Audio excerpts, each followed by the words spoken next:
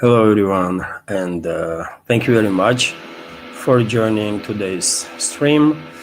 And my apologies for noise that you might hear. In neighboring flat, there is some freaking reconstruction, and they are just making living in this building impossible for the last couple of weeks. Too much noise, but I can't do nothing about it.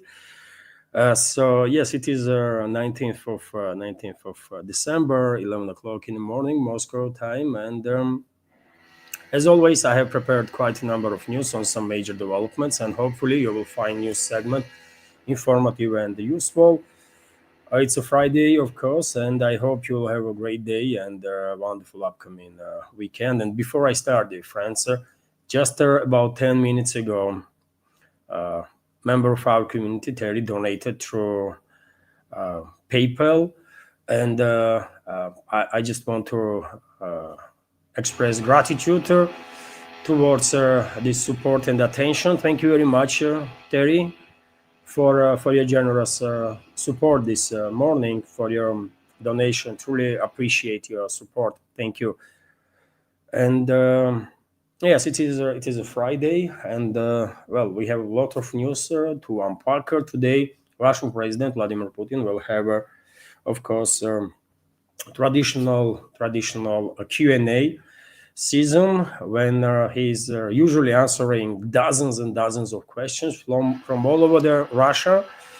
Of course, I will watch or listen to this Q&A, and whenever important statements will be made, I will share information on my Telegram and Twitter X pages. I'll try to do maybe even shorts, and later on today I will go into city and I will make some walk and talk video and also report about whatever interesting statements will be made by Putin during this 3-4 hour most likely Q&A, and also about some other news. Most main part of the video will be full video will be published on my Patreon and Boosty pages, as it is always there, or usually the case with their walk and talk. But some part I might publish on YouTube also, so that our bigger communities will also take a look at it.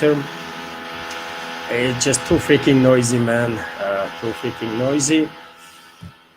And yes, that's been said. If there gonna be any question or the topic that you want to discuss out of the new segment, use support channels for to send your question, or the super chat on my Rumble, dear friends, where channel is monetized, of course, and there is opportunity to use this super chat feature. And right now I will drop a Rumble link into YouTube chat in case it's convenient enough for you. Please switch to my Rumble channel for a duration of this live stream. So link should be visible in the chat now. And okay, let's go through some news now. And as I said, today, of course, mainly Russian media will be focused on this Q&A that Russian president will have. Although there are some other stuff also that is going on. Yesterday, Gerasimov, head of Russian General Staff, made quite important statements, dear friends, and I think it will be interesting to go through at least some key points of Gerasimov's statements. And for example, he once again reiterated information that was already known for us, that military personnel of Russian armed forces have liberated more than 300 settlements over the past year, which is not yet ended. It's only 19th, right? And before end of this year, obviously, more settlements will be liberated by Russian forces. But nevertheless, quarter is that Russian army liberated more than 300 settlements and over 6,300 square kilometers of the territory in 2025, said Gerasimov. So much for stalemate, isn't it? And if you listen only to Western so-called media and Western politicians and the public figures, especially Russophobes among them, then you will get an impression that there is no movements on the line of contact. It's just stalemate, right? As Western propaganda loves to say. But if it's a stalemate, what about these 6,300 square kilometers and these 300 plus settlements? Is that not counts for progress of the special military operation or what? I wonder if any Western journalist will challenge Western officials whenever they will mention or use word stalemate on the line of contact. If they will ask, why you are saying it's a stalemate when more than 300 settlements have been liberated by Russian forces? What kind of stalemate is that? But anyways, dear friends, I just want to remind you that because Ukraine is a massive, right? This creation of Bolsheviks is a massive quasi-state. It used to be, right? And still is in many ways. And well, take a look on the map. All this area that is liberated by Russian forces, including Crimea. Well, all these territories accounts for about 50% of Italy, for example.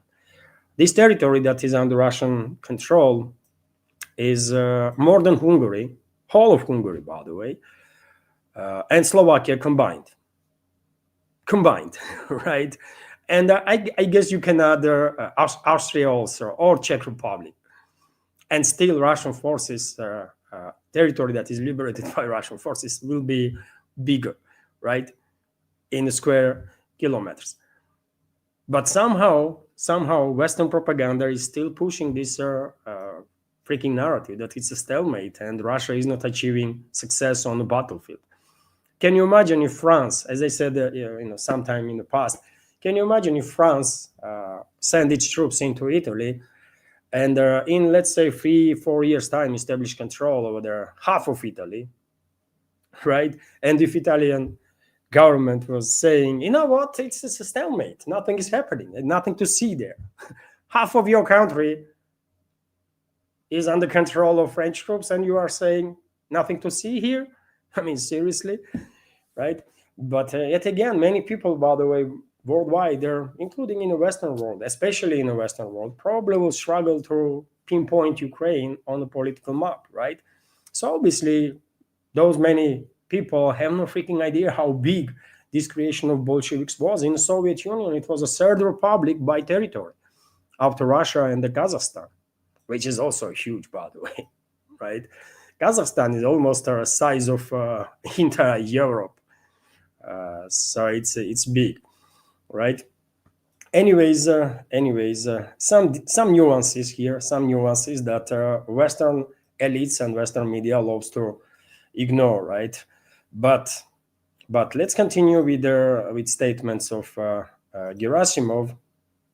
Let's continue with statements of Gerasimov, and well, he also went to say that the fighters liberated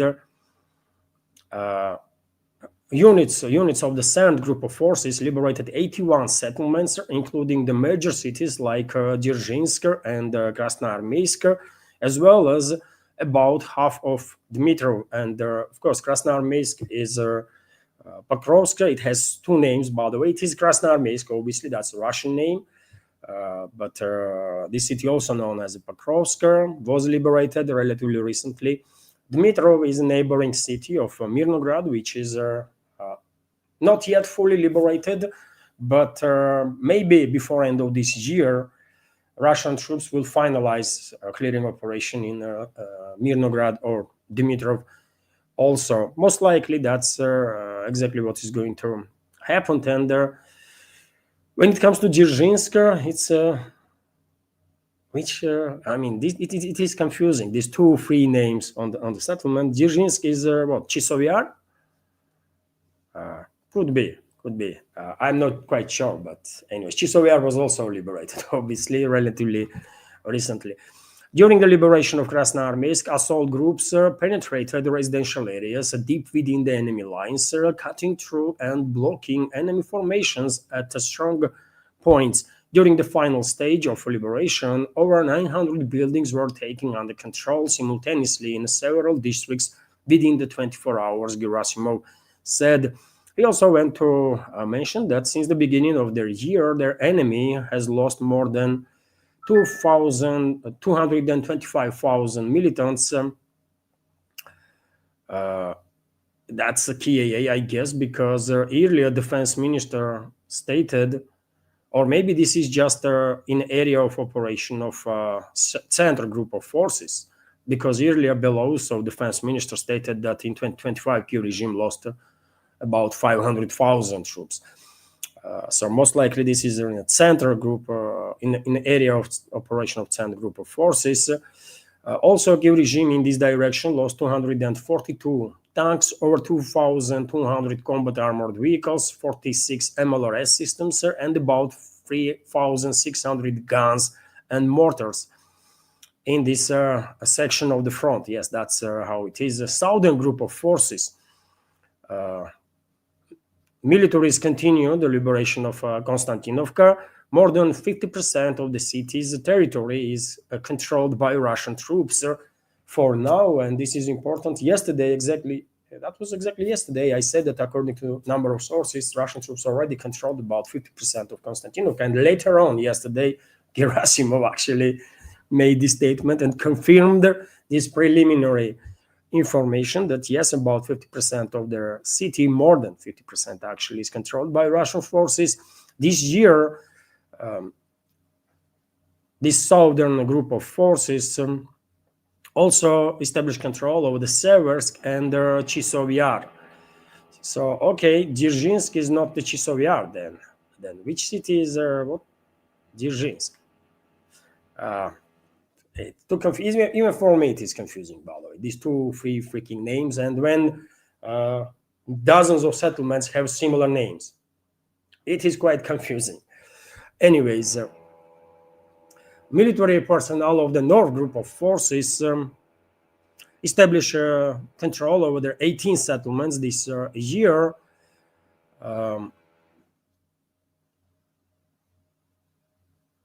And also, North group of forces were actively participating in the liberation of Kursk salient.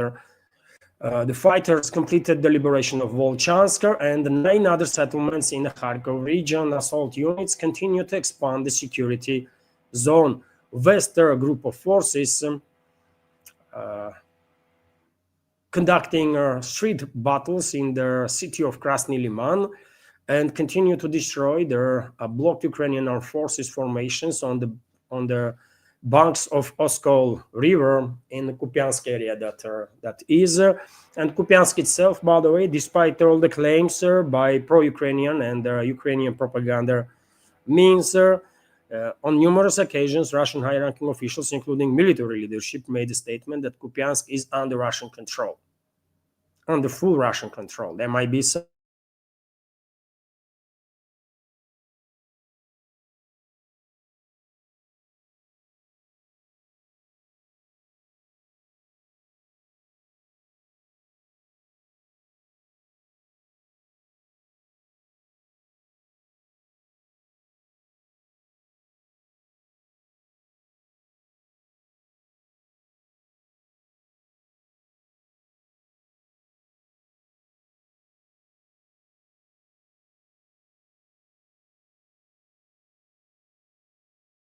under Russian control, and I guess it will only take another week, maybe, or two, and Russian troops will push Kiev regime's formations many kilometers away from Kupiansk. So all these rumors at that point probably will die down. Fighters of the Vostok group of forces, according to Gerasimov, in the Zaporozhye direction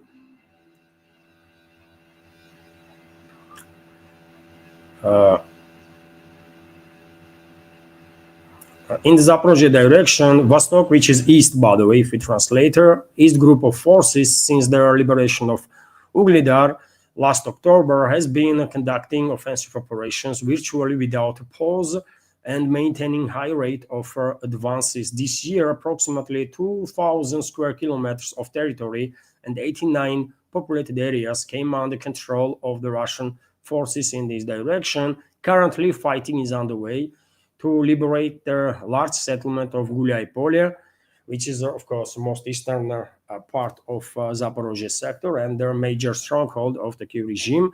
And reports are that Russian troops already are in control of about 30 to 50% of Guliai-Polye.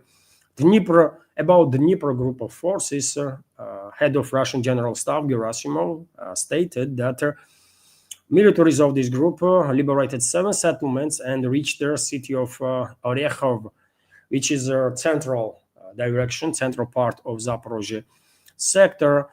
They continue their offensive with the general direction towards the Zaporozhye city itself, and they are also expanding their control in the Dnieper River Delta.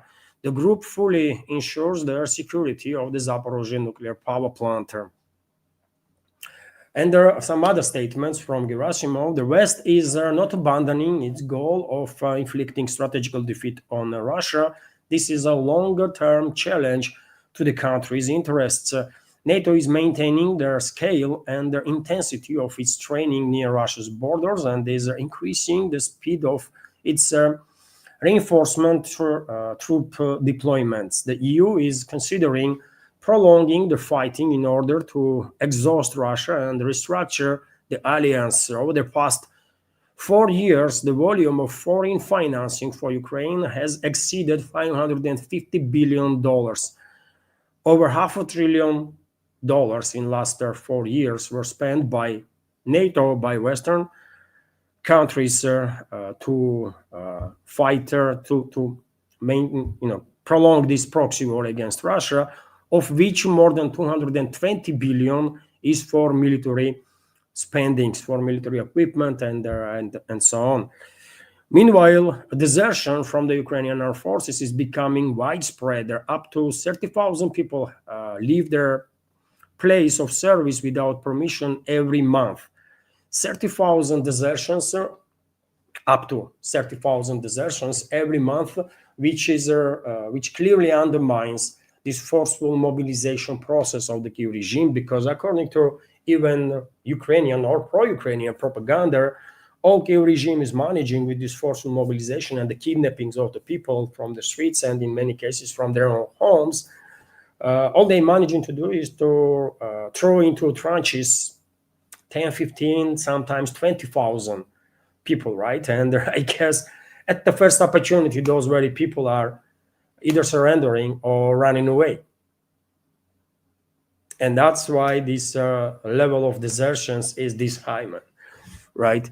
And that's why I am and many others, by the way, are saying that in no circumstances Kyiv regime will be able to successfully deal with the issue of manpower that they are facing. And main problem that and main challenge, let's say, that NATO and Kyiv regime is facing in this proxy war right now is not money, as some say, not military equipment, as others articulate, but it's a manpower. And even if Kyiv regime will, and I guess they will, start forcefully mobilizing young generation people from 18 to 25, even in that case, they're not going to be able to deal with the manpower issue. It's just not possible, right?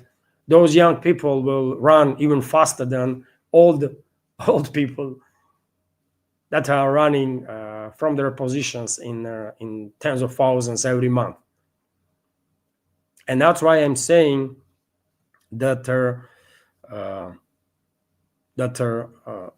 due to developments on the ground, globalist and globalist controlled regimes in the West might provoke direct clashes between European troops or European NATO troops and the Russian Federation, maybe even towards the end of 2026, if not earlier, or latest in the first half of the 2027, because it is just too obvious. It is just too obvious that Kyiv regime's forces are on a breaking point, and there is only limited time left until total collapse of Kyiv regime's armed forces will take place.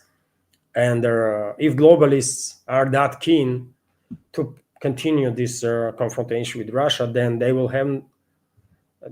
will actually provoke conflict, direct open conflict between NATO and Russia, before Kyiv regime's forces collapse completely. And that is 2026, potentially early 2027. Very dangerous situation, obviously, dear friends. Very dangerous situation, and I hope at least channels in alternative media will pay attention to these developments, because once globalists and globalist controlled regimes in Europe, first of all, UK, France, Germany, once they will provoke this open war with Russia, at that point, it's going to be too late to do much, right? At that point, well, Russia will have no option but to do whatever is necessary, right? And it's not going to be pretty, man.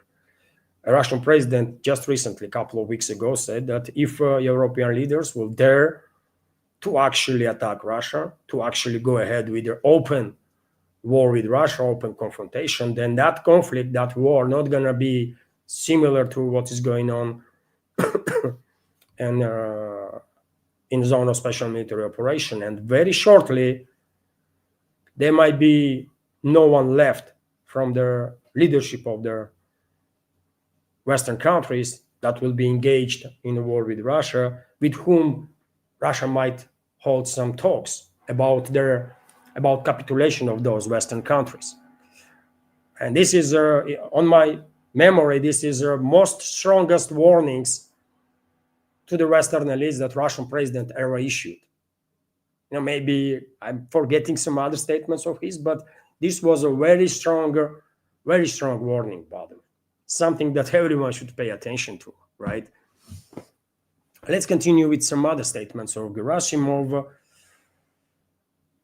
EU is considering prolonging their fighting in order to exhaust Russia and restructure their alliance, which is factual, actually.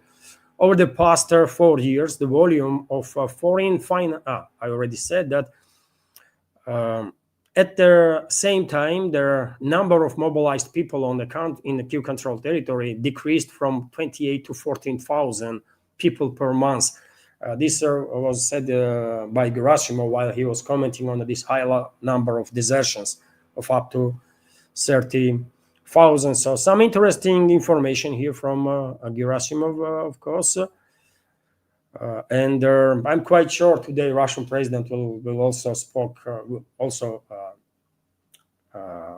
answer a lot of questions about special military operation, Western hostility towards Russia. I guess Russian president will be also asked about this Russian attitude towards US, for example, right?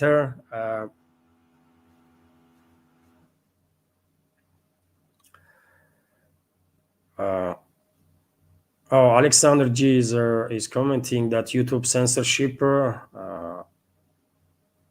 finally broke me. I don't feel like commenting. I guess many of your comments being deleted, which is unfortunate, but that's what YouTube does, dear friends. Right now, it's only 91 people online. You think why? Because almost nobody is getting any notifications. From 37,000 subscribers, 37,000 plus, probably like, I don't know, 0.1% is getting notifications. YouTube is killing my channel. They are not deleting completely yet, but they are killing my channel with this strict shadow ban, right? And that's why I'm asking quite often to subscribe to my Rumble channel, my Telegram channel, my Twitter X page, so that in case YouTube will finally kill this channel, we will have some channels of communication. We will still be in touch. But YouTube is getting bad and bad, by the way. I understand you completely. They are deleting my own comments on my channel. And comments that in which I'm just greeting the members of community. Someone says, someone commented something, I'm responding to it, and YouTube deletes my comment.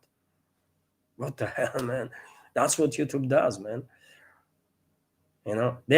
There is very few channels from Russia in the field of politics, right? In the fields of political commentary and news, and they are not deleting all these channels, and most of us that still here are tiny channels compared to big names in alternative media. They are not deleting yet our channels, but what they do is shadow ban is just too strict, man. I would not be surprised at all if tomorrow I launch live stream and there will be only like 5 people there. Not because people don't want to hear from Russia about news or from me personally, but because they would not receive notifications, and when time goes by, after months you have not seen the channel, after 2 months, 3 months, you're gonna forget about channel eventually, right? And I guess majority of subscribers just no longer remember that they subscribe to my channel. I don't even understand why I have 37,000 subscribers at this point. What is the point of these subscriptions if my videos only have like 2,000-3,000 views at best, right? But that's what YouTube does, man. YouTube kills channels that they don't like slowly, while removing connection between authors and their community. That's what they do. So I understand you, Alexander, absolutely. That's the YouTube, by the way. That's the free speech for you from. That's free speech for you from the West. That's how it is, right? Anyways, let's continue. And I was saying, dear friends, that most likely today Russian president will be asked, among many other things, and these Q&As are like 3, 4, sometimes 5 hours, I believe, right? But president probably will be asked about this attitude that makes many people, become frustrated, attitude towards the U.S. Administration, because we all understand that U.S. was, and most likely will be the main force among our enemies, right? Among our enemies. U.S. provided most of the money and their military equipment to prolong this proxy war, to kill Russian citizens. And they continue to do so, by the way. They continue to provide their weapons, they continue to provide intelligence, they continue to provide money. For example, Trump just yesterday signed their Pentagon's budget, isn't it? And in that budget, there is $800 million for the Kyiv regime, for military assistance, right? Even though Trump loves to say that under his administration, Kyiv regime is not being financed by US, he is lying, as he does every day about almost everything, right? And can you imagine, just from Pentagon, 800 million being allocated of US taxpayers for the Kyiv regime. And they do have some funds, undisclosed funds for all sorts of black ops, right? Pentagon, CIA, all of them, by the way. So in reality, US still continues to finance this war in billions. In billions. That's what it is. And yes, I wonder what Russian president will say if question comes. If I was there, I would definitely, and had the opportunity to ask question. That's the question that I will ask. Why we are this polite and diplomatic towards the leadership of US when this leadership is no any less involved in this proxy war against Russia than our previous administration, and when US still is main force in this proxy war. I mean, this is legit questions, right? Legit questions. And I'm interested what would Russian president say on that. Because it is frustrating. It is frustrating to treat US administration differently than administrations of globalist control regimes or states in Europe, right? After all, US did more to kill Russians in past 4 years than the whole of Europe combined. So what are we talking about here? Anyways, let's continue with some other news. And Lukashenko, president of Belarus, the friends, stated that, Oreshnik, Russian medium-range or hypersonic weapon system, is on duty now in Belarus. So yes, Belarusian President Alexander Lukashenko announced that the new Oreshnik missile system entered the combat service in the Republic on December 17th. And I think this is important. I think this is important. We already seen once capabilities of Oreshnik, at least partially see it, because those warheads that were launched with Oreshniks, those warheads were just dummies, isn't it? It was a pure demonstration. So once, maybe soon we will see actual capabilities of Oreshniks. Depends on the political decision from Moscow, but it is good to know that in Belarus, Oreshniks already are on duty, and I guess in Russia too. In Russia too. TASS news agency is also reporting that past night, air defense systems intercepted 94 drones that was launched to strike deep into Russian territory by Kyiv regime with the assistance of NATO, of course. First of all, with the assistance of US and UK. Satellite navigation, flight path targeting data is coming from US and UK. We all know that, isn't it? We just know it. The Kyiv regime on its own is in no position, due to absence of technical means, to carry out such long-range attacks. They just cannot without US, UK assistance. I can give you details on this strike. So 36 drones were shot down in the skies of over the Rostov region. This region was a main target of last night's attacks. 17 drones were shot down over the Belgorod region. 15 drones were shot down over the Voronezh region. 7 drones over the Caspian Sea. 6 drones over the Samara and Astrakhan regions. 5 drones were destroyed over the Sea of Azov.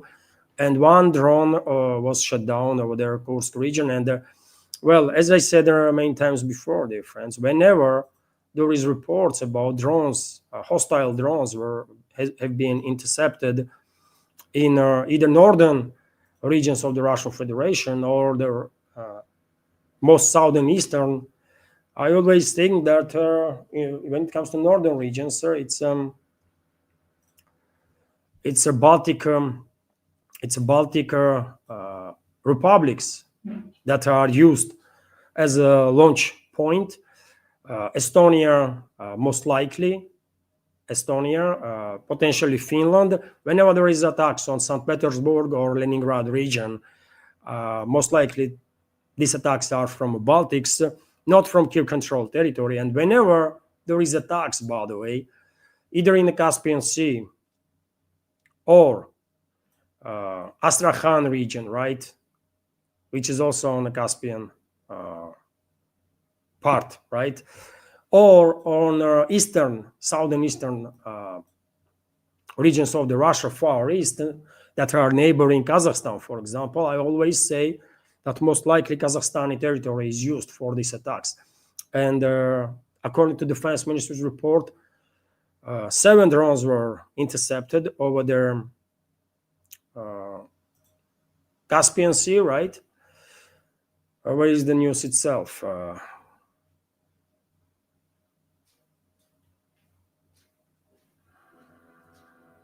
Seven drones, yes. 7 drones were intercepted over the Caspian Sea, and there are 6 drones over the Astrakhan region. So these 13 drones, and maybe there was a more, right? I think were launched from Kazakhstani territory. And one day Moscow will have to address this issue, by the way. Kazakhstan have to be in a position to control its territory. I know Kazakhstan is it's absolutely massive republic, and it is difficult to control this territory completely. But I mean, you cannot allow Ukrainian terrorists and British terrorists, right, and American terrorists from CIA, MI6, and their proxies from Kiev to use your land for strikes against Russia. You just, this is not normal. And I'm 110% convinced that Kazakhstani territory is used for these attacks. One day we will have to address this issue, man. If Astana cannot control its territory, maybe they will need some help with that. I mean, what else can we do, man? Or what else can be done? UK, first of all, transformed Kazakhstan into a freaking terrorist state now. And the argument that Astana is not involved and Kazakhstani state institutions are not involved in these attacks don't really makes much difference, because it's still Kazakhstani territory that is used against Russia, right? And that means Kazakhstani territory is used by terrorists, period. Too bad, man. Too bad. Anyways, I mean, something has to be done about it, man. About Estonia and Finland, about Kazakhstan, man. Something has to be done. This is not normal. This is absolutely not normal. Everything is not normal what West does, man. But you know, at some point we will have to address these issues, for sure, right? Anyways, let me continue with some other news. And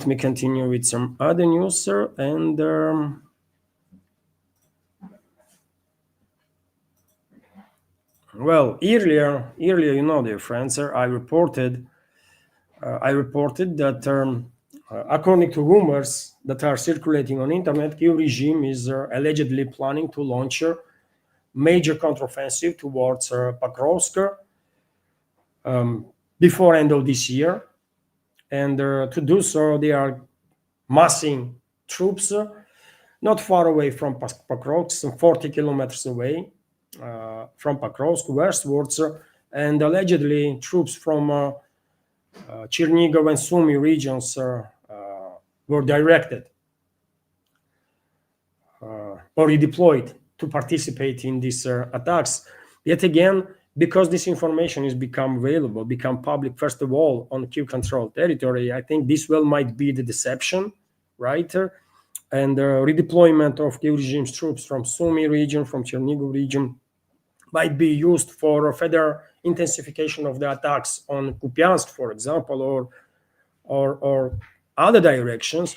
But maybe they will actually try to conduct a relatively large-scale suicidal offensive towards the Pokrovsk also. But in any case, if everyone talks about this stuff, Russian troops must be ready, isn't it? Must be ready to repel any possible attacks. And obviously, it is logical to think that these points of concentration of the enemy forces everywhere will be targeted, not just around Pokrovsk, but literally everywhere, right? Will be struck, targeted, and neutralized. So even though in the West now, or pro-Ukrainian media is now pushing this narrative that soon Kyiv regime might have some success, this is all BS, by the way. This is all BS.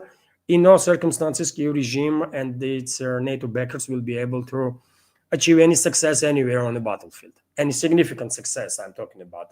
You know, here and there might be some situations when they might have some local success, but when it comes to major developments, major scale, right?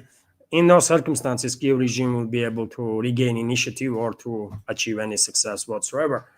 But that does not mean that globalists and globalist control regimes in Europe gonna stop their attempts to harm Russia as much as they can, isn't it? And therefore, well, which country is a leading country in Europe when it comes to anti-Russian activities? It's the UK, isn't it? First of all, UK. Germany is there also. France is there, but UK is as historical enemy of Russia, by the way. UK leadership, UK political class, UK aristocracy, they are fixated on Russia, right? They are just fixated on Russia for quite a number of centuries now, not just now, and they are using any opportunity to harm Russian people. And on this particular case, we have a report that soon UK will start transferring to Kyiv regime long-range cruise missiles that are in their final stage of testing. And these missiles will have about 200 to 300 kilograms of the warhead, explosive materials on it, and range 500 to 600 kilometers. And this is, by the way, this is a big deal. This is big deal. UK is already deploying Storm Shadows against Russia, and it is very unfortunate that Russia never retaliated on UK, right? As we should. They first Storm Shadow was launched against Russia. We should take out manufacturing plants in UK that are producing these weapon systems and the bases, military bases in UK where this type of missiles are located. We should obliterate them all, right? Completely. And if UK would do anything, if they will even make a freaking statement, we should then deploy nukes, right? And demilitarize completely this terrorist regime in London. But unfortunately, we did not retaliate on UK as we should when they started launching those Storm Shadows against Russia. We did not retaliate against UK when they attacked Russian nuclear triad. We did not retaliate against UK for nothing, you know, even though dozens and dozens and dozens of acts of wars were committed by British against Russia. And I don't know if we will retaliate when British missiles will start striking potentially even Moscow with the warheads that will have 200, 300 kilograms of explosives. Maybe we would not retaliate on UK even then. I don't know, man. I don't know. But this is crazy. That's what happens. That's why I'm saying, by the way, with this restraint, some members of our community are prizing a Russian president for restraint, right? And some members of our community are saying that Russian president probably saved the world from World War III and that kind of stuff, and approving these restraint policies. But I mean, let's be real here, dear friends. Let's be real here. Be real here. If anything has to happen, will happen, right? We cannot change the future. We just cannot. Whatever has to happen will happen. And according to even physicists, by the way, everything that ever happened, happening, and will happen is happening at the same time. This is pure physics, by the way, right? So, and if there is physicists among us, they can confirm about it. This is one of the strong theories in the physics, right? And so I don't believe that with this restraint we avoided World War III. But what I do believe is that with these restraint policies, we invited upon us more and more hostility from the Western ruling class, because they get just too freaking emboldened with this impunity. That they enjoyed while killing Russian people, while committing acts of war against Russia. And this is nowhere any more visible than in case of US and UK and Germany, by the way, and France, right? And I'm afraid more people gonna die as a result of this restraint policies of the Moscow. I really think so. That more people dying and gonna die due to these restraint policies. And look, by the way, London is willing now to transfer to Kiev regime missiles with their 600 kilometers, right? They can hit the capital of Russia easy with missiles that will have such a range. And you can imagine what kind of damage can be done to, let's say, high-rise apartment building if it's struck with a missile that has 300 kilograms of high explosives in it. Building gonna be completely decimated, right?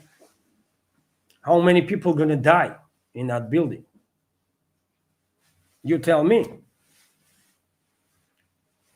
So did not we invited this on ourselves with this restraint? You tell me now, you know? You tell me now. Sometimes I was saying that, you know what, maybe there is a point in this restraint and I just don't understand something. But as time goes by, I'm more and more convinced that this restraint policy was, is, and are going to be mistake. Until at one day Putin himself will realize this and say no more, and will make political decision to untie the hands of Russian security services and Russian militaries to do whatever is necessary to neutralize our enemies, true enemies, by the way, right? Our brainwashed brothers and sisters in Ukraine are not our enemies. We are in hostility right now, but this war will end one day, right? And we have to live together again. And there have to be programs of denazification, programs for resocialization, so that those people will join their community again, right? And I believe vast majority can be saved, right? I'm not talking about complete neo-Nazis, right? That are lost forever. I'm talking about people that are, just being propagandized while watching 24/7 some shit on TV, right? In past decades. They can be saved, most likely, and we will save them. So you people in Ukraine are not our enemies and never were our enemies. Our enemies are leadership of US, leadership of UK, leadership of France, leadership of Germany, leadership of Italy, leadership of NATO member states, most of them. That's who our enemy are. And I'm not talking about people of those countries. No, man, never. Even if those people are brainwashed too, significant part of it, I'm not seeing those people as enemies. But their leadership is clearly enemy of Russia and the Russian people, isn't it? It's their decisions. It's due to their decisions, tens of thousands of our citizens are dying and have been killed. Am I correct? So yes, UK is considering to deploy these newly developed cruise missiles with a range of 5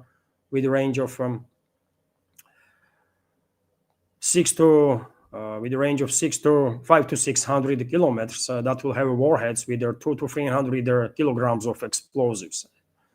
Something serious, by the way, something serious. And when it comes to Western countries that are sending all sorts of weapons to kill Russians, well, Australia finalized its deliveries of M1 Abrams tanks to Poland, then to be sent into Kiev-controlled territory. According to reports in Russian segment of media, last batch of these Abrams tanks, last 12 Abrams tanks from 49 have arrived in Poland, and soon will be transferred on a Kiev-controlled territory. Obviously, these 49 Abrams tanks not gonna change nothing, right? In most of the cases, these tanks will be used as artillery pieces, because we already see how incapable Abrams really are in a modern warfare. We should all keep in mind that there is a plenty of rivers, isn't it?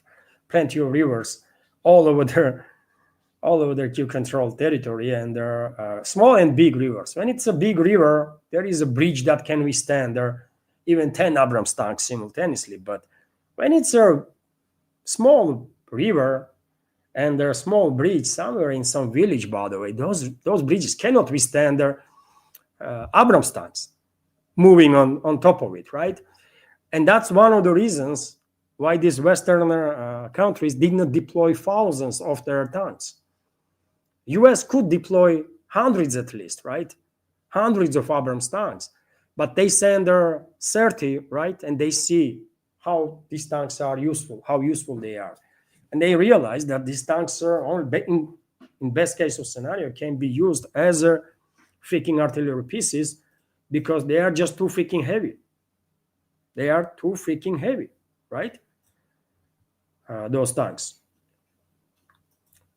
They are not agile. They cannot move around as freely. And that's the reason why US did not transfer hundreds of Abrams tanks as they did with the Bradley infantry fighting vehicle. Hundreds of Bradleys were transferred, isn't it? But not Abrams. And therefore this 40 Abrams tanks also from Australia, 49, also gonna serve as a freaking artillery pieces. Whenever they will end up on line of contact, of course, Russian troops will shortly take them down. No doubts about it, right? Leopards, by the way, are lightest. Leopard tanks are lightest among Western tanks that were transferred to Kiev regime, and that's why numbers of the Leopards are much higher than Abrams and Challengers. UK only sent 12 Challenger tanks. 3 of them were destroyed by Russian forces when they end up on the line of contact, those tanks. Rest is somewhere in Western Ukraine, I guess. They did not even bother to deploy those tanks towards the front line. Or maybe they are used also as freaking artillery pieces. Because Challenger is even heavier than Abrams. It's total garbage, by the way. It's total garbage, right? Challenger 2 is the worst tanker ever produced by UK. One of the worst tanks ever produced by UK, right? Abrams is somewhere close, also garbage total. And when it comes to Leopard 2s, yeah, because they are a little less heavier, yes, they've been used as a tanks quite often by Kiev regime, but they lost a lot of them too. Those Leopard 1s and Leopard 2s of all types, right? Including Swedish modifications, Swedish STRVs. Anyways, so 49 Australian Abrams tanks are gonna serve now as artillery pieces.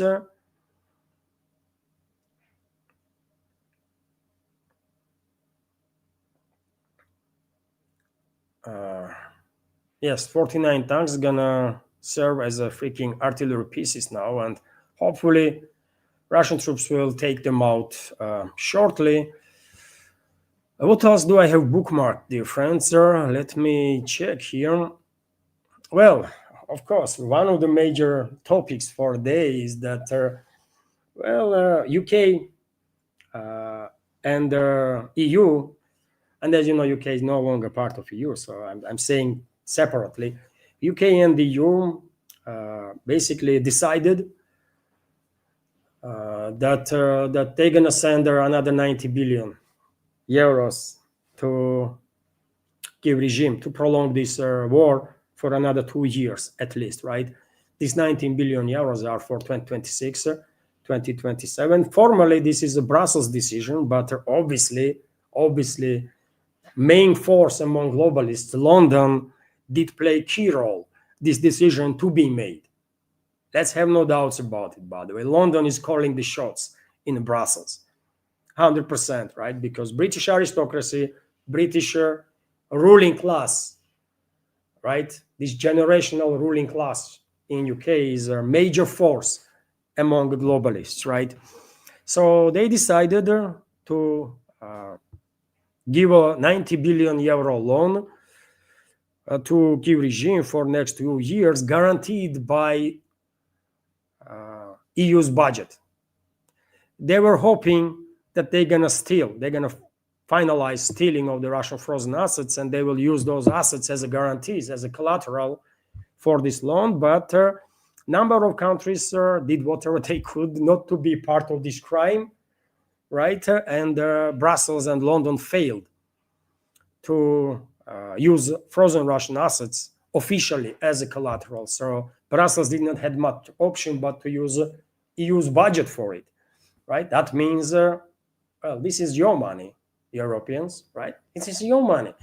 You're going to pay for it, right? Another 90 billion euros, 90, by the way, 90 billion euros. We have, I can give you some details. So the EU's plan to steal Russian assets held in the blocker in order to fund Ukraine's military and prolong their disastrous war has failed to get the backing of the bloc's leaders. The other key EU summit pillar approving a contentious trade deal with the South American bloc, Mercosur, was also aborted at the last minute amid chaotic protests by the several thousand farmers in the Belgian capital. Following some 16 hours of talks, during which, yesterday, by the way, during which deep divisions within the bloc were visible. And there was tensions between representatives of the countries.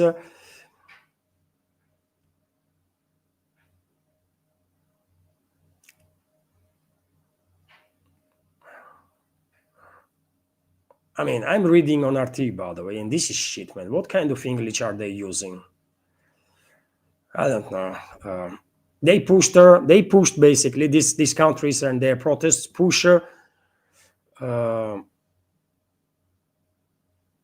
von der Leyen and her compatriot German Chancellor Friedrich Merz towards the corner. Kind of European Council discussions ended without agreement on their controversial proposal to use frozen Russian assets to finance a 180 billion loan aimed at allowing Kiev to continue its military campaign. Instead, their member states agreed to raise common debt, borrowing on the capital markets to finance Kiev in the short term, while technical aspects of the reparation loan are worked out, according to European Council President Antonio Costa. And I have a quote for you. We have a deal, Costa wrote on X around 3 a.m. They stand there for quite a while, really discussing how they're going to steal Russian assets, and eventually some countries blocked this move for now. Merz, similarly, we have a deal, Costa wrote on X at 3 a.m. without addressing the funding mechanism behind the package. Merz similarly, German Chancellor Merz similarly glossed over the bloc's failure to back the loan with the frozen Russian assets, insisting that Ukraine will receive an interest-free loan of 90 billion euros, as he suggested, allegedly. Okay, so they will get 90 billion for next 2 years, and probably they will continue this push to steal frozen Russian assets to use for further financing of this war. And now you tell me, dear friends, when they are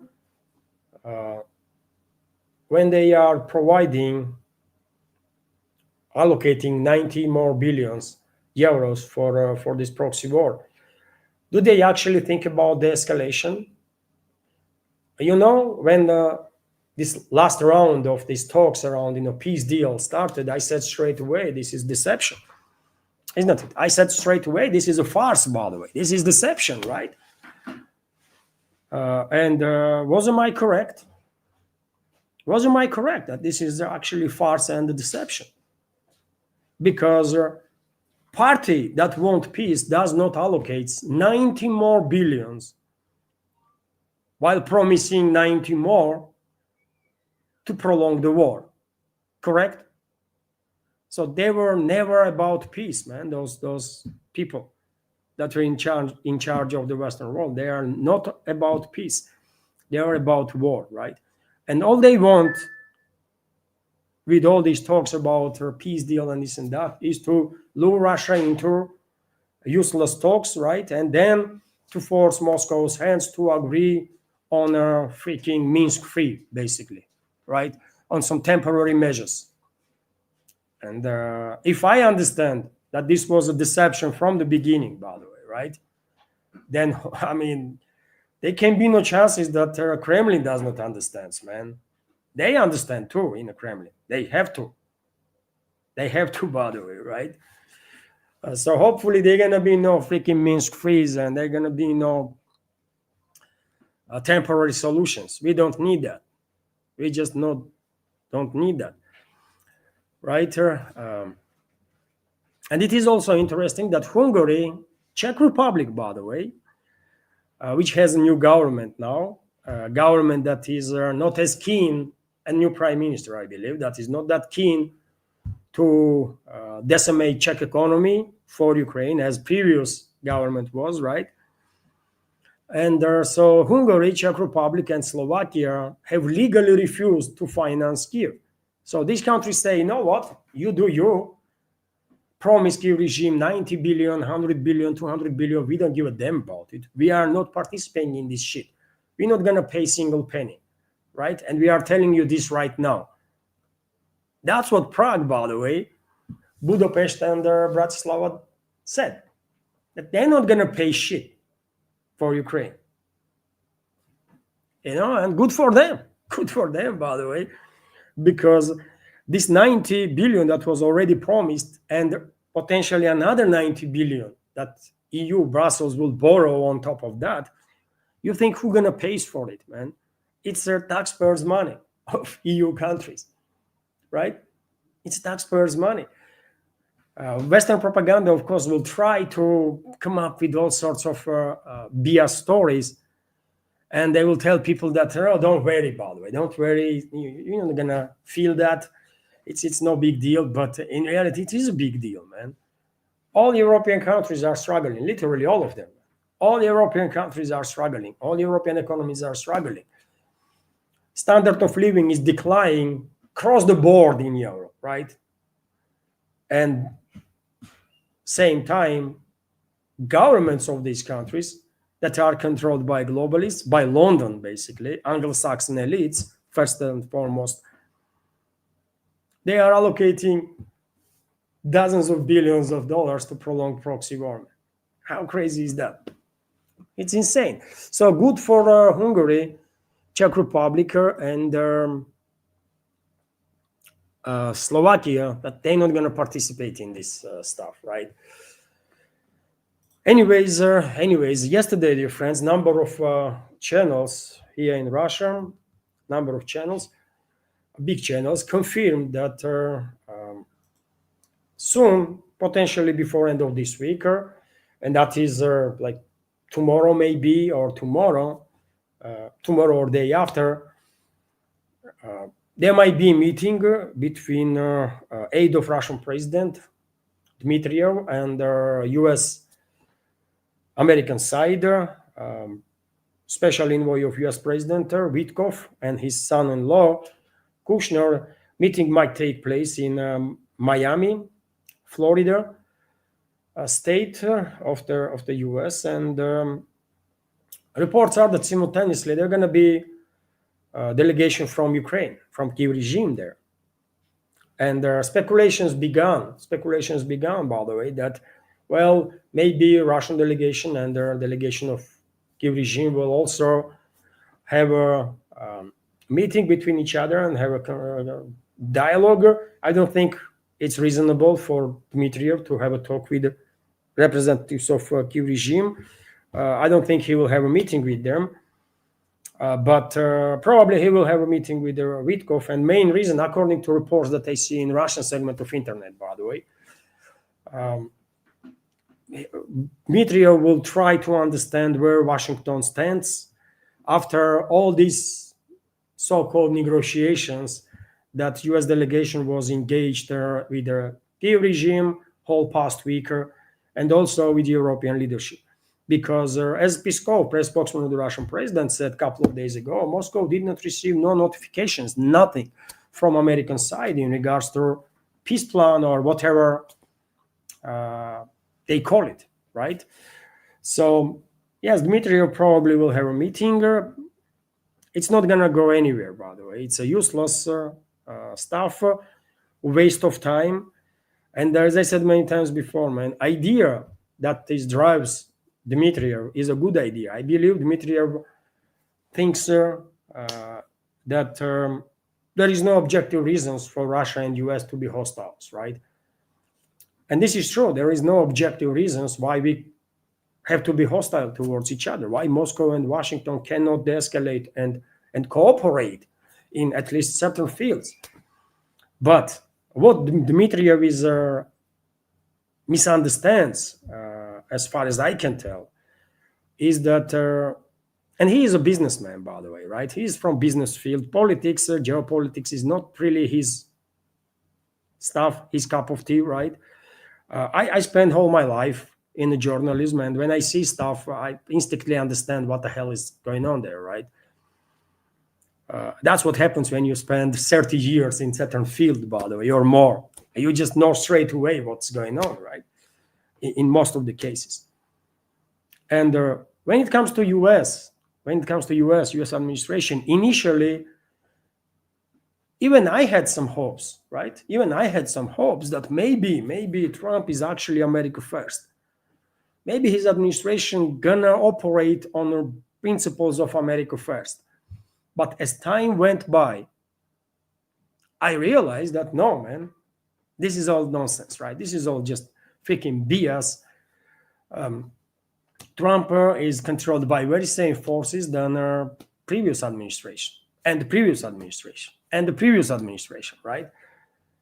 That's how this is, man. That's how it is. That's true, objective reality. And once I get rid of this unbased hope that I have, also as many people, by the way, because we all want to see the escalation, but just because we want to see the escalation, it does not mean that we have to believe in some nonsense, right? That we have to have some unjustifiable hopes, because in that case, this hope might kill you, man. You have to be a realist. You have to be a realist. Hope alone is not good enough. So I realized this, that no, man, you cannot have a business with the Trump, because it does not matter what Trump thinks. It does not matter what Trump said during the talks with the Russian president. Here in Russia, Putin is a decision maker, right? Russian president is actual decision maker, right? In US, president is not a decision maker. Other groups are, other forces are, right? And therefore, it absolutely does not matter what Trump thinks, what his administration thinks. They are just a freaking puppets there. They are just puppets, and there are groups of special interests in US and also outside of US that are pulling the strings. And they are policymakers, those groups of interest, special groups of interests. That's how it is, man. And seems like Dmitriev, aide of Russian president, is struggling to face this reality. He don't want to believe in this truth. This is true, by the way, true. Just because here in Russia, president is a decision maker does not mean that this is the case in every other country, man. No. US was and will be tool in the hands of Zionists and globalists, by the way, right? And their allies inside the US. That's it, man. US is a weapon in the hands of Zionists and the globalists. US is not a sovereign state. US leadership, US formal leadership, president or lawmakers or the government officials, they are not policymakers. They are no freaking bodies. They are nobodies, right? They are just actors put in place by this special interest, these groups of special interests. That's it, man, pure and simple. And seems like some individuals, even in the Kremlin and they're in Putin's inner circle, struggling to understand this, right? Okay. After this meeting of Dmitriev and Witkov, hopefully, there are not going to be no more freaking questions, man. There are going to be no more freaking questions, because yet again, it does not matter what Trump says, what Trump thinks. Maybe in a conversation with the Russian president, Trump was saying some adequate stuff, man. Could be the case, right? Because based on what I have read, by the way, and what I have listened from the people that had the meetings with the Trump, private meetings, I mean, they are saying that in a private, outside of TV cameras, Trump is actually acting normal. Trump is acting normal, by the way. It's only when cameras are on, he is in that role, by the way, of crazy person, right? That we all see on a TV.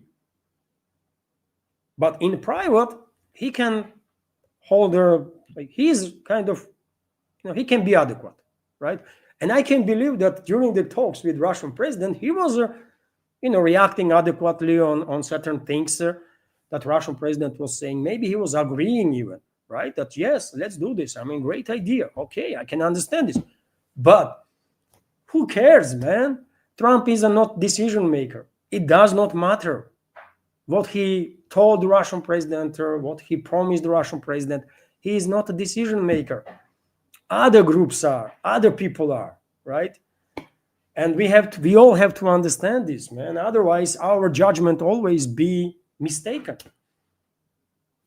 It's just, it is what it is, man. Right? So yes, they're gonna be meeting most likely between Dmitriev and Witkoff, Kushner, and hopefully they're gonna be no more such a waste of time, no more, man. It's just, it's too bad, man. It creates this frustrating situation when people might start to ask questions. Is Kremlin really understands what the hell is going on here? People might start questioning some very serious stuff, and we don't need this, right? We have to be united. We have to have a clear understanding that Moscow knows what it does, with what it does, right? And with whom it deals. And if Kremlin continues to have one attitude towards the leadership of the most hostile country towards Russia, US, and a different attitude towards the European hostile countries, then I mean, more and more questions will rise, and we don't need this, right? We have to be united, and we have to have a belief that we are on the right path. I hope Kremlin understands this, man. We all are on one side, right? So it is what it is, man. Meanwhile, Zelensky, who is clearly understands, by the way, Zelensky clearly understands that Trump is a freaking nobody, and that's why he allows himself to be disrespectful towards Trump, and he demonstrated that on numerous occasions, and recently he also went to say that even though US is kind of opposing Ukraine to join NATO, well, some people gonna leave, some people gonna die, something's gonna change. He was talking about Trump. Trump is today, but not tomorrow. So we don't give a damn what Trump thinks, right? And you know what? Zelensky at least honest in this particular case. He is a garbage, obviously, but at least he's in this particular case plays no games. He understands whatever Trump gonna say is just freaking nothing. It's nothing. Trump is nobody, literally nobody. By the way, freaking clown that was put in the position of power, right, by special interest groups. That's all. So Ukrainian leader Vladimir Zelensky has said that Washington could rethink its opposition to Ukraine's NATO membership if US President Trump dies, or when he is replaced, right? During the speech at the summit in Brussels on Tuesday, Zelensky suggested Washington's opposition could change in the future. The US policy is consistent regarding Ukraine's membership in NATO. They don't see us there. Maybe their position will change in the future, he said. That's the matter of politics. The world changes, some live, some die. That's life, he said. He was mocking Trump, by the way. He was mocking Trump, and yes, this should be insulting for US, generally speaking, right?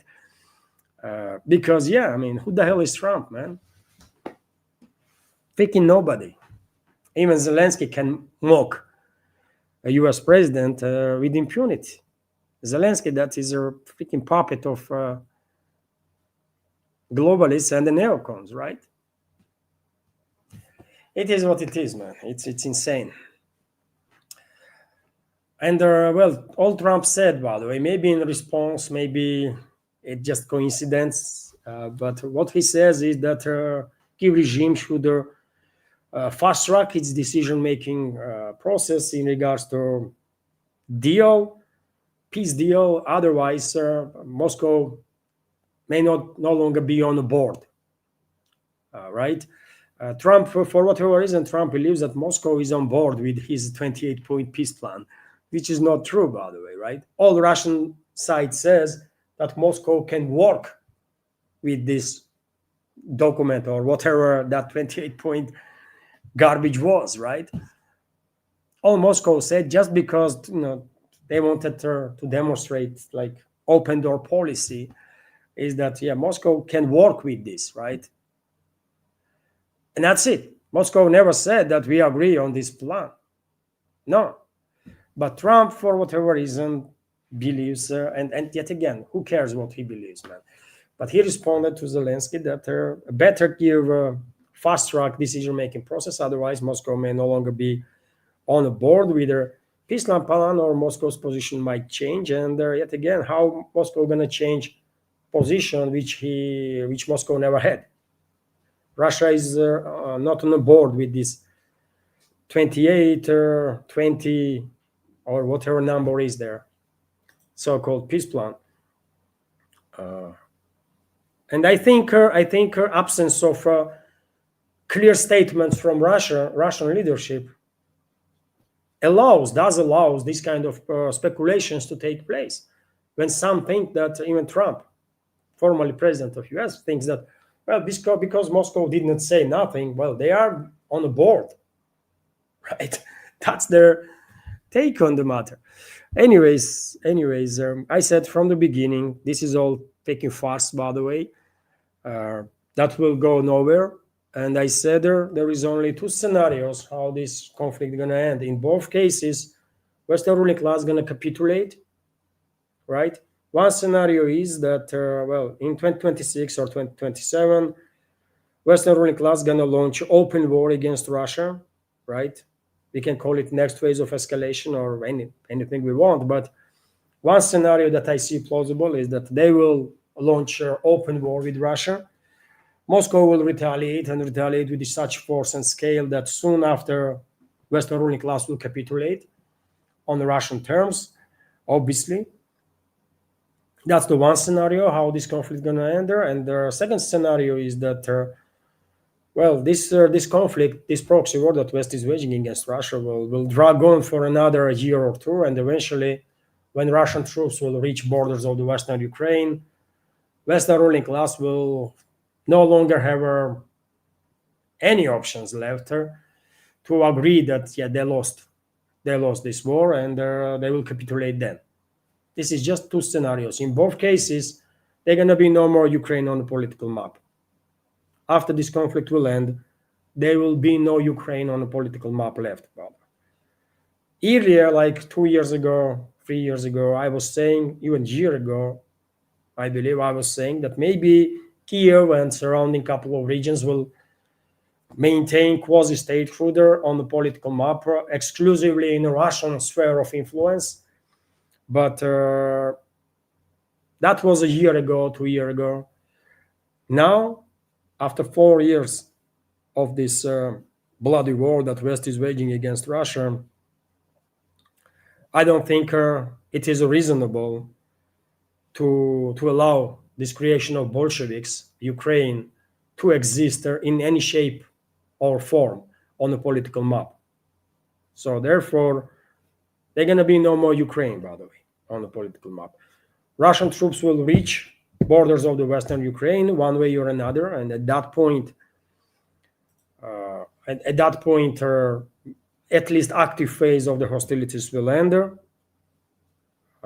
Very active phase, let's say. Western ruling class might try to create a temporary government of Ukraine in the western parts of this territory, in the Western Ukraine.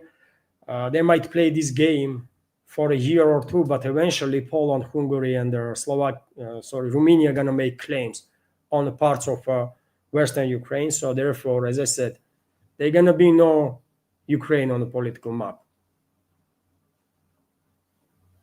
Soon. Definitely or not on historical Russian territory. Maybe UK wants to give some land to create Ukraine somewhere next to London, okay, or Cardiff, by the way, give them a seashore also. Maybe UK wants that. Maybe France would give Ukraine some territory, somewhere in Monaco. Monaco formally is not France, but it's France. So give them Monaco. It's anyways half of the population of Monaco is Ukrainians, right? These are filthy rich Ukrainians, kids of Ukrainian officials or the Ukrainian officials, right? So give them Monaco. They are majority there anyways, right? France. But on historical Russian territory, they're gonna be no freaking Ukraine. No way, right? That's it. I mentioned France, isn't it? And Macron, president of France, is proposing that Europe should resume dialogue with the Putin. I can give you some quote, by the way. We Europeans and Ukrainians need to develop a format for resuming full-fledged negotiations. Otherwise, we continue to discuss everything among ourselves, while individual mediation negotiate with the Russian independently, which is not their optimal option. He said at the press conference following the European Council, and you know what, Macron? No thanks. No thanks. Stay away from Russia. All of you. All the leaders of the Western countries, just freaking stay away from Russia. We have nothing to talk about. Capitulate or just back off, stay away.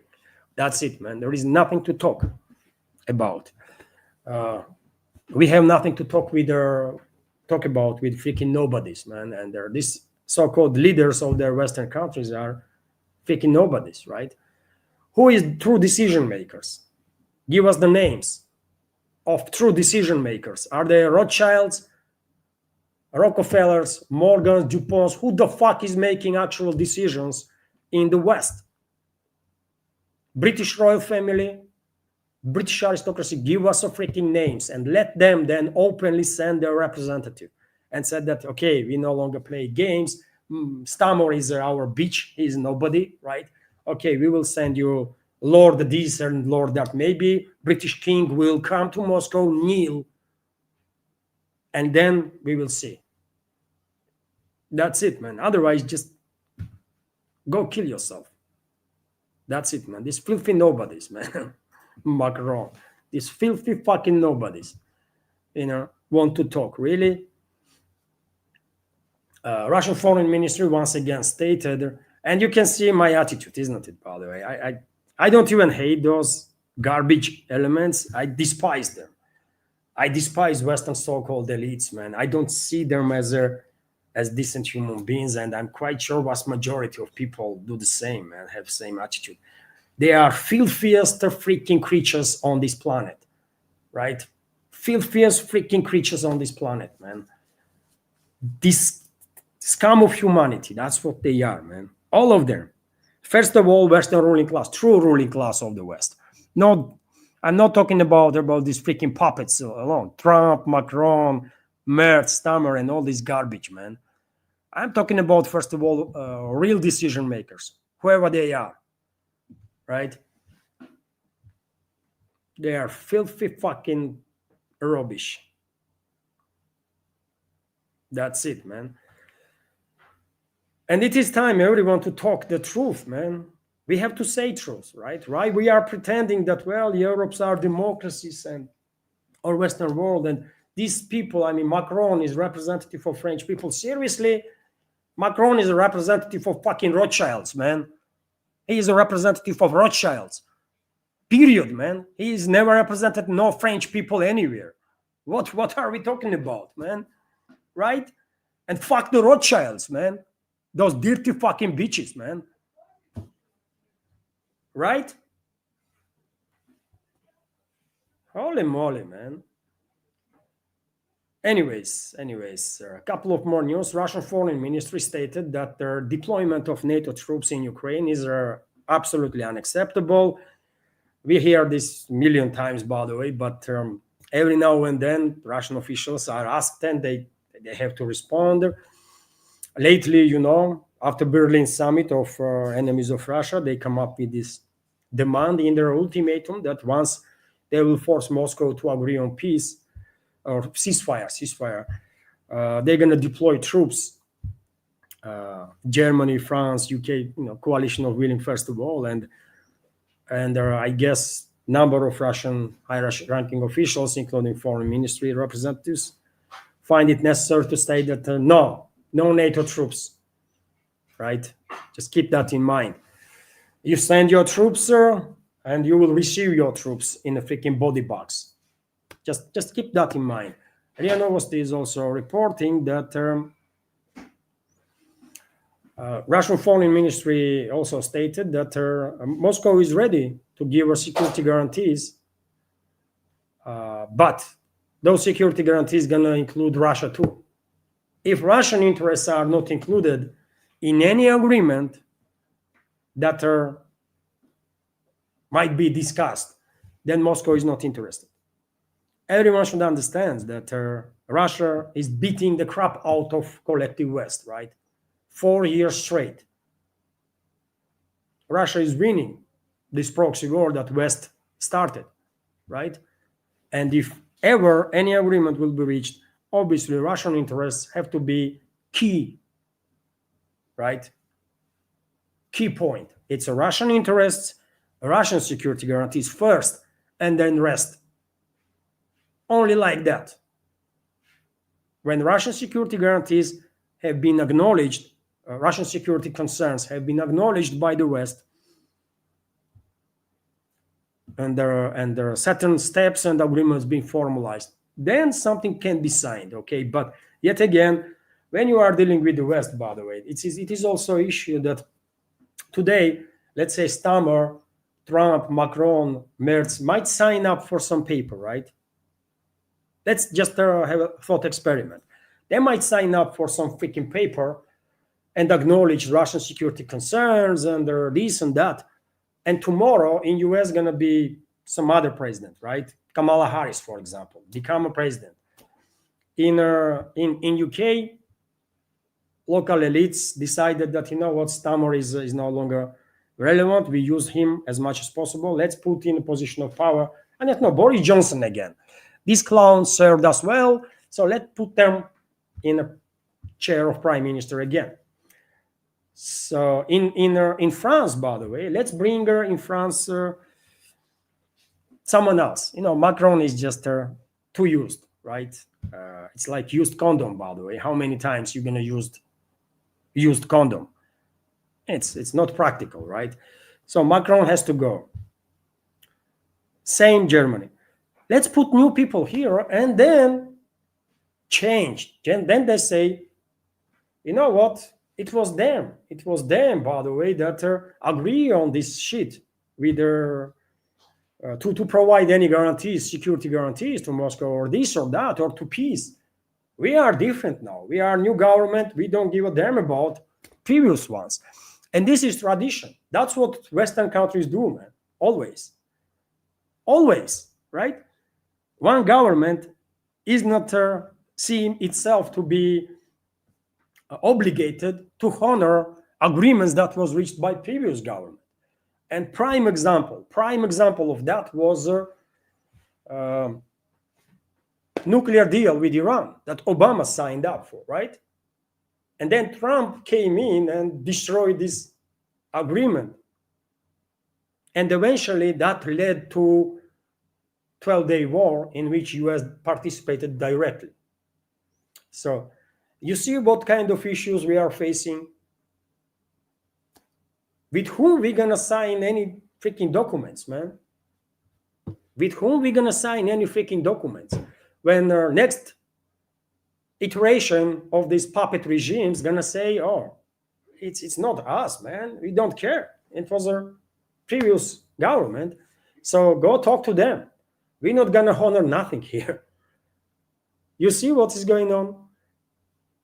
Because the Western ruling class has no dignity, decency, no principles, no nothing. It is it is absolutely impossible to have any deals with them. any agreements with them, right? Any agreements with them. And they have expectations that they're going to honor these agreements. No, man. And you might ask then, what is the solution? And the solution is quite clear. We have to exterminate Western ruling class. That's the solution. You want true answer? That's the true answer. We, as a humanity, have to exterminate Western ruling class, these generational freaking clans and the families that were terrorizing and genociding humanity for the last 300 to 500 years. That's what we have to do, because they are existential threat for humanity. This may not sound good, not sounds nice, but, well, true not always sounds good and nice, man. Right? It is what it is. And Western societies have to lead this fight, man. It's Western societies that have to lead this fight against Western ruling class. But unfortunately, they are in sleep. Majority of them are in sleep for now, but hopefully they will wake up, man. Hopefully they will wake up.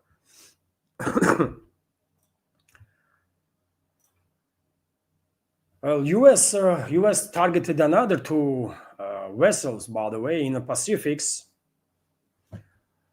in past 12 to 24 hours. This was confirmed by Western media outlets. This was confirmed by US militaries. No details, at least not in Russian media that I see, how many people were killed there on these vessels.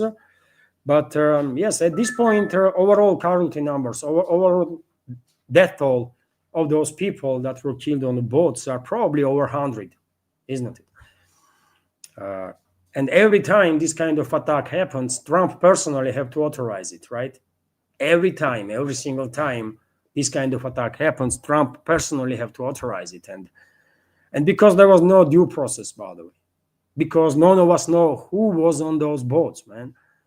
And if, you know what, if there were actually drug traffickers, I can understand their attitude that, you know what, drug traffickers, we don't care. I don't care too, man. About actual drug traffickers, I don't care, man. Kill them all. Really. Just kill them all. I'm not going to pretend that I'm, I don't know, man, some sort of an angel or something, or pacifist. No, man. If they are actual criminals, actual drug traffickers, just fucking kill them all, man. But are they? That's the issue, man. Are they actually drug traffickers? Because there was numerous reports already that fucking fishermen were killed, by the way. Fishermen, people that whole their lives were fishing, right? That was their source of income. And US militaries went and killed them, man. So because there is absence of information whatsoever, well, people are quite skeptical of these attacks of the US. Because otherwise, no one has no freaking sympathies toward the criminals, by the way, and their actual drug traffickers. Kill them all, man. All day, every day. But give us information that they actually are. Just because you say so, it's not enough, man. Give us some freaking evidences that, yeah, you see, that's the intelligence, that's the video when they are bringing these freaking drugs on the boats. We are talking about US. They are monitoring everything. I'm not going to believe that they wanted to have information about her whole operation, and they struggled to gather information. So give us some evidences. Otherwise, we're going to be critical, and because of the absence of evidences, absence of due process, Trump now is officially a mass murderer, by the way. He is operating like a boss of a gang, right? Like he's a boss of a mafia. He said, like, he's just issuing orders, kill them, kill them, kill them. What the hell, man? President should not operate that way. Probably you will agree. President should not operate that way. The president should not call the shots to carry out hits on some freaking drug traffickers or whomever, right? Does US has any police force or security services that's dealing with this situation through legal means? But come on, we all understand that this is not about drugs in reality. This is all about recolonizing Latin America. That's what Washington wants: recolonize Latin America. Venezuela is the first target. Cuba is definitely there, also in a list of targets of the U.S. And potentially all the other countries where U.S. feels like not in full control. Right, that's what is happening. But yeah, in any case, Trump is officially a mass murderer. By the way, he killed there more than 100 people. He personally authorized killing of there more than 100 people, right? Without due process, without anything. We don't even know who those people are, with the exception of several instances when their family members come forward and there was TV media reports, isn't it, from Caribbean states that these fishermen were killed left and right. Some of them are drug traffickers, most likely, but even then, you are super powerful, God's sake. Provide some evidences, just give us something to make sure, to so that we will know that, yes, I mean, these guys were carrying fentanyl or cocaine or heroin or whatever. And we will say, you know what, you should do due process anyways, obviously, because that's the right thing to do. But, same time, no one really cares about drug fucking traffickers, right? But are they drug traffickers? All of them. That's the question. And as I already said, Trump signed a record U.S. budget of, I believe, $901 billion. Trump's administration was asking for $1 trillion plus, isn't it? But not this time around. Maybe next year. Maybe next year they will get $1 trillion for U.S. military-industrial complex through Pentagon. They will probably, but for 2026, it's going to be $901 billion, and unfortunately, 800 million at least will be transferred to Kyiv regime. 800 million of US taxpayers will be used to prolong this proxy war, and I'm quite sure there is dark budgets, right?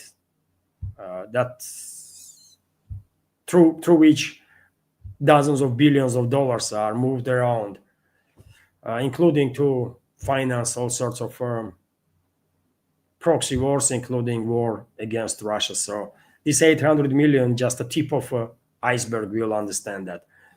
Also, interesting statement, somewhat interesting statement was made by Erika Kirker, wife of killed U.S. public figure Charlie Kirk, right? And Erika Kirk stated that this TPUSA organization that Charlie Kirk was leading and Erika is leading now will do whatever they can to make sure that they're going to win in the midterm elections. Well, it's not happening, man. Republicans going to lose big in the midterm elections. But Erika does not know that yet. And she also said that for next presidential elections, they're going to do whatever they can to make sure that J.D. Vance, current vice president, going to become 48, right? Next president of US. And, well, they are mistaken there too. Erika has no freaking idea what's going on, right? I don't think Trump going to destroy Republican Party and Republican movement. Trump destroyed MAGA movement. Trump destroyed America First movement. He's destroying Republican Party, generally speaking, right? Not him personally, because he's not really decision maker, but forces that are behind him. Because you see, those groups of special interests did not implement through their puppets in the government, Trump, Rubio, Mubio, and others, did not implement policies that will suit majority of public in the US that voted for this candidate, for Trump, right? And therefore, during the midterm elections, majority of people, maybe not majority, but significant part of people that voted for Trump, they're not going to vote whatsoever. I don't think they will go and vote Democrat now. No, man. Why you ever vote for Democrats? I mean, honestly, I myself consider to be left liberal, right? But this is by Russian standards. I am not as conservative here in Russia as many others are, right? So therefore, I will consider myself to be left liberal here in Russia, but in US I would be conservative. Obviously, I would be seen as a conservative. And after all the crimes that Democrats committed, by the way, against young generations of Americans, how anybody can vote for them, it's beyond my understanding. But nevertheless, they have propaganda means, by the way. They're going to brainwash a lot of people. And you know what? Very many voters that make Trump's victory possible not going to vote whatsoever.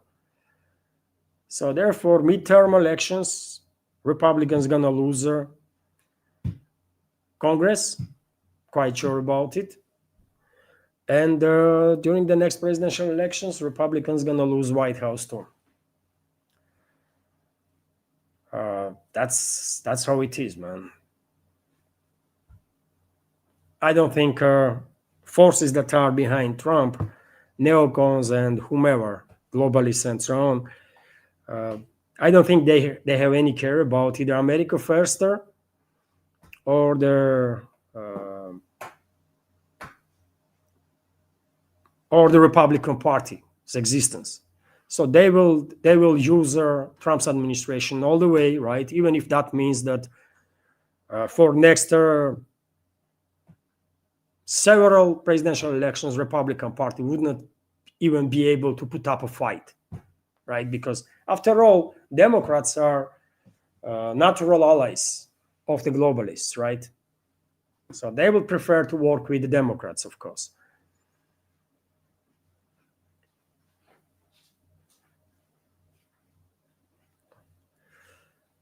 Okay, dear friends. Okay, what else did I bookmarked? Oh, an interesting one, and I will end this new segment on that. That U.S. allegedly is preparing for Putin's possible arrival at the G20 summit. That will take place in United States, by the way. When I see this news initially, I was thinking, I mean, is this like 1st of April today? Are we joking around, or what's going on here? But no, man. RIA Novosti reported about it. TASS news agencies, Vzglyad, Kommersant, every media outlet reported about this, which is quite interesting and strange same time. I don't think Russian president gonna participate in G20 summit that will take place in December, right? In December 2026, by the way, in US. Yes, in 15th, 16th of December in Washington. I don't think Russian president gonna be there, but yet again, who knows, man? Who knows?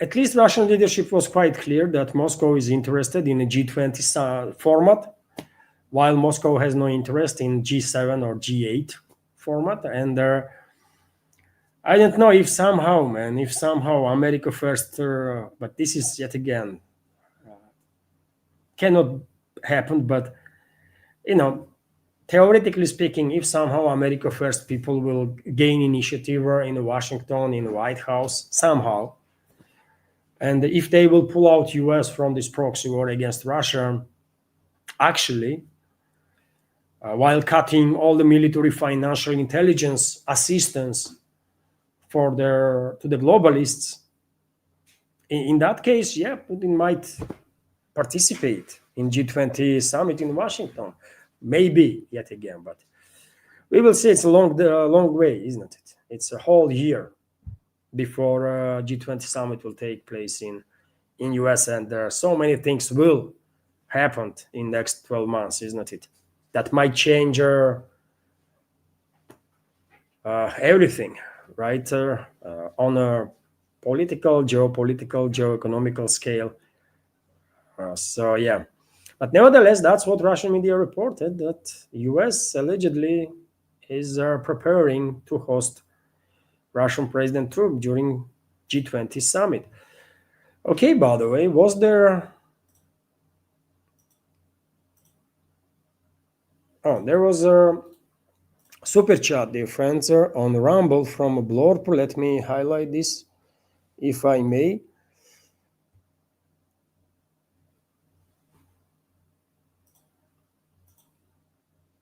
And if you like it's almost 2 hours, man. Wow. If you like the video, dear friends, please like click that like button, leave some commentary. So this is the super chat on Rumble from Blorp. Thank you very much, Blorp, for your super chat, for your commenter, for your support and the $5 donation. We need to start treaties before all the countries on Earth plunder their national treasure to build something that will destroy us all. And well, I agree with you, Lord. I agree with you. U.S. should never pull out from whatever treaties were in place, right? To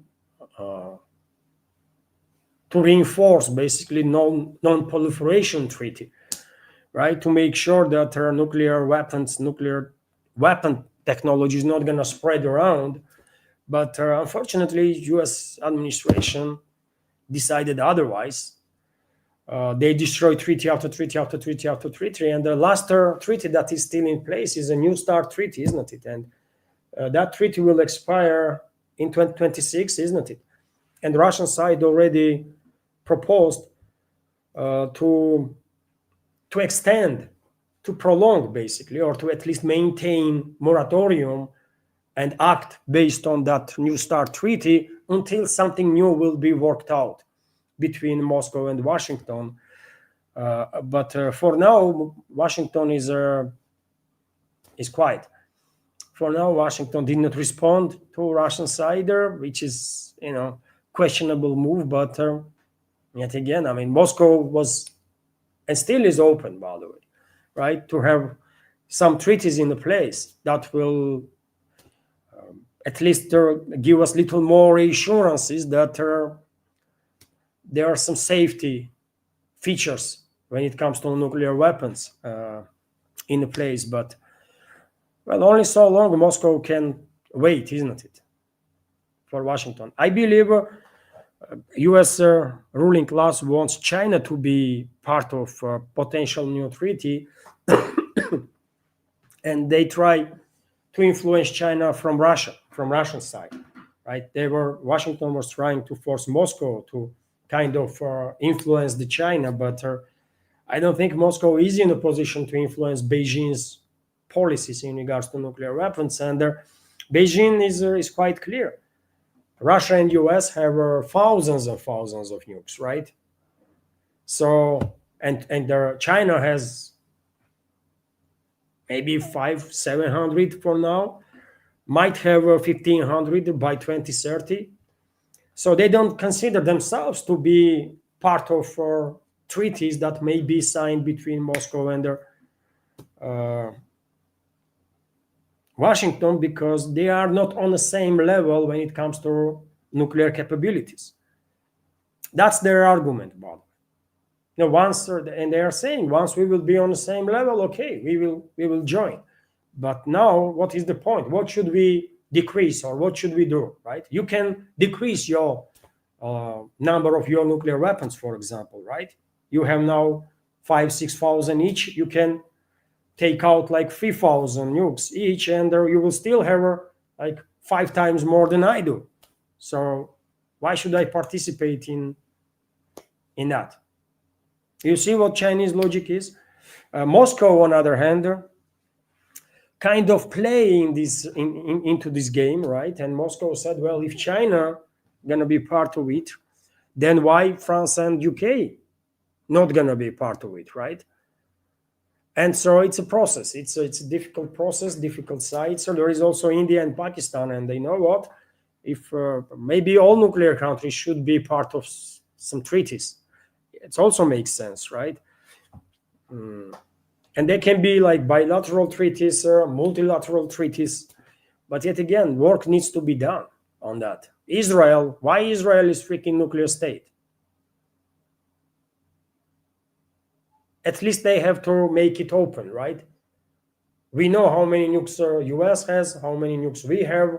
Like China is more secretive in this regards because they never sign up for no treaties, right? So we just don't know. But we can work out this stuff. At least we know that China is not denying that they have nukes. Israel denies. Why? We need Israel to be part of Treaty 2, and ideally Israel has to be denuclearized.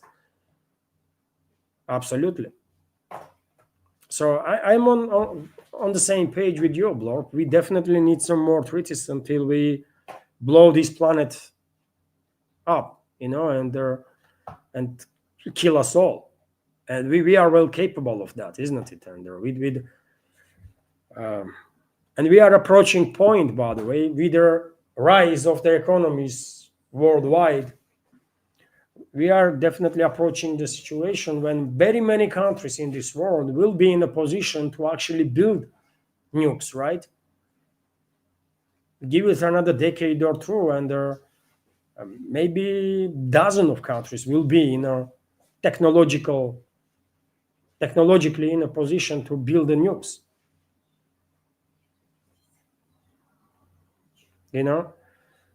And if now nukes are issue, can you imagine if 20, 30 countries have nukes? How dangerous situation they're gonna be? How are you gonna control all this stuff that can actually provoke an extinction level event? So this is a significant topic. Scott Ritter always talks about this stuff, man, and he has quite often, at least when I have seen his interviews, he has good points, by the way. Nukes, and many other people too, by the way. Nukes are definitely something that we should never underestimate, for sure.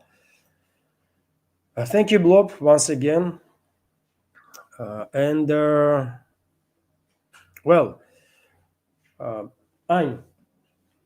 was no questions, no, from other platforms. So yes, there was no. What? Я не слышу, что? Oh, dear friends, yes, and I want to tell you, dear friends, that